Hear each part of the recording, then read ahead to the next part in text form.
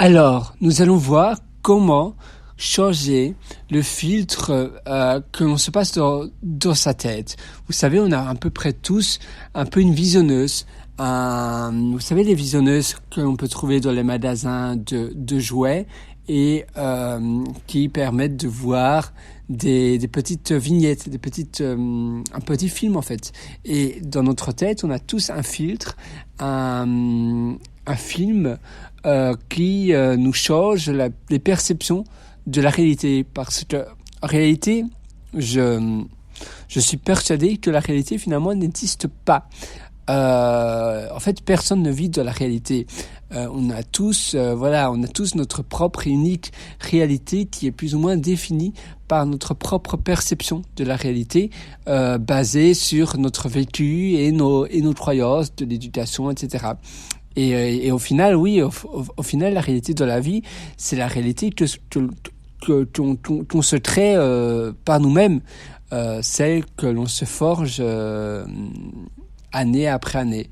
Vous savez, il y a certaines personnes qui pensent que plus ou moins tout de la vie est un miracle.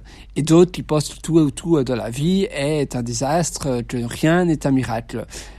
Voilà, notre vie est plus ou moins le reflet de nos pensées. Et c'est vrai, la vie que l'on vit reflète plus ou moins nos pensées. Y a rien d'autre. C'est important donc d'être conscient de cela et de voir s'il n'y a pas moyen de justement modifier le film, le filtre, la visionneuse que l'on voit tous les jours et se dire mais en fait y a-t-il pas une autre vie? Ben oui, bien sûr il y a une autre vie. Il suffit de simplement percevoir les choses d'une manière différente. Nos idées sont la conclusion de notre contexte, de où on vit, mais surtout de ce que l'on perçoit de ce que l'on vit. Si pour nous la vie ou la ville où on vit est atroce, eh bien elle va être atroce. Si on considère que la ville où on vit est magnifique, eh bien finalement elle va être magnifique. On va voir les choses, notre cerveau va surligner les belles choses de la ville, et si on croit que tout est vilain, eh bien on va justement seulement voir les choses vilaines. C'est vraiment ça. Il faut vraiment, voilà. Vous savez, il n'y a pas mille et une manières de vivre. Il n'y a pas vraiment de miracle.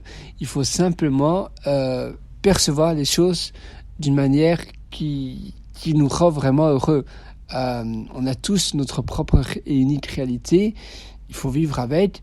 Et la réalité que l'on vit est définie vraiment par notre perception et par la réalité de notre vécu. Mais par contre, même si c'est passé, on peut bien évidemment se modifier le film de notre tête et se dire que finalement peut-être tout est magnifique, ou bien pas nécessairement tout est magnifique, mais se dire c'est comme ça. Mais moi, j'ai décidé de vivre avec un film positif dans ma tête, et si je vis d'une manière positive, je vais avoir beaucoup plus d'impact dans la vie des autres, et je vais pouvoir être beaucoup plus apte à réagir et à agir pour le bien de ma communauté, du monde, etc.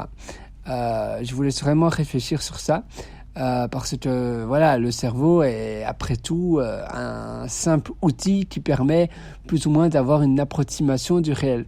Et du coup, voilà, on sait pas vraiment, on voit pas, tout le monde voit la réalité différemment, mais au final, ça veut aussi dire qu'il n'y a pas de réalité.